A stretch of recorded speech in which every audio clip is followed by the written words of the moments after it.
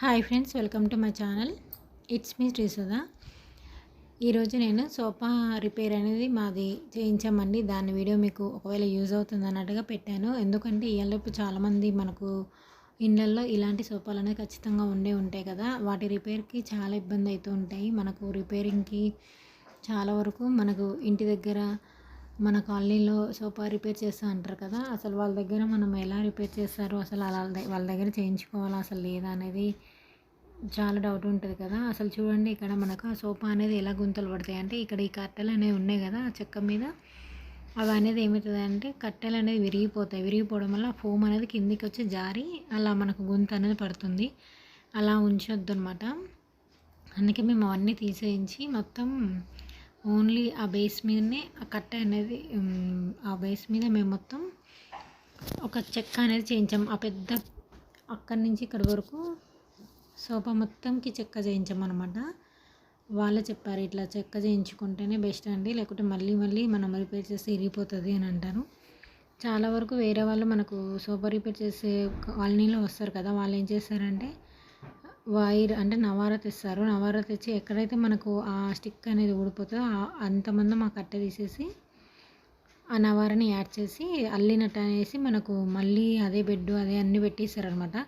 అట్లా చేయించుకోవడం కన్నా మళ్ళీ రిపేర్ కాకుండా ఇలా ఒకసారి నేను ఆ చెక్కలన్నిటిని తీసి మళ్ళీ అవన్నీ సోపకున్నదంతా తీసేసి కొత్త ఫోమ్ తెప్పించామన్నమాట.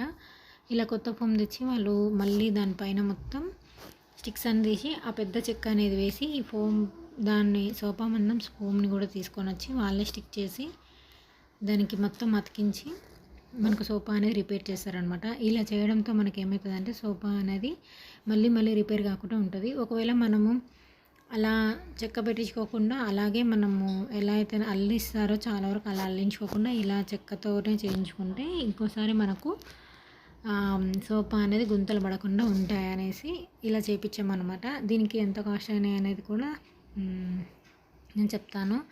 మనకు బెడ్కు ఆ చెక్కకు అలాగే చిన్న పనికి మొత్తం కలిపి మనకు క్యాష్ మొత్తం ఒక 4000 తీసుకున్నారండి. కానీ మనకు రిపేర్ చేయాలంటే అన్నిటికి కలిపి ఎక్కువ రేట్ చెప్తారు. కాకపోతే మనకి ఇవన్నీ మళ్ళీ రిపేర్ కాకుండా అనేసి ఇలా చేయించుకున్న వాడికి రేట్ ఎక్కువ తీసుకుంటారు.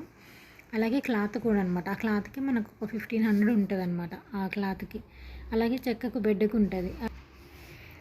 ఈ క్లాత్ వచ్చి కొంచెం కాస్ట్ ఎక్కువ పడుతుంది అన్నట్టు. అంటే అలాగే అనేసి మనం మళ్ళీ రిపేర్ చేయించాం కదా ఒకసారి అన్నట్టుగా తీయించుకున్నాము. మనకు బ్యాక్ సైడు మొత్తం అలాగే ఫ్రంట్ మొత్తం ఇది అనేది కవర్ చేస్తారు. బ్యాక్ సైడ్ వేరే మామూలు క్లాతే వేసి మళ్ళీ పిన్స్ కొట్టి ఇలా సోఫా అనేది రిపేర్ చేస్తారనమాట. ఇలా చేయించుకుంటే మనకు కొంచెం మళ్ళీ రిపేర్ ఉండదు అన్నట్టుగా చేయించుకున్నాము. ఒకవేళ మీకు కూడా యూజ్ అవుతుందని అన్నట్టుగా వీడియోని షేర్ చేస్తానన్నమాట. అంతే అండి, మన పాత సోఫా అనేది కొత్త సోఫా లాగా రెడీ అయింది. అంటే మాది ఇది ఒకటే సోఫా కాదు, ఇంకా దీనికి అటాచ్డ్గా 2 సోఫాలు కూడా ఉన్నాయి. అవి ఏ ప్రాబ్లం లేదు కాబట్టి వాటిని చేయించుకోలేదు, ఇది ఒకటే చేయించామన్నమాట. అంతే అండి, మన సోఫా అనేది ఫైనల్గా కొత్తగా రెడీ అయిందనమాట. Thank you for watching.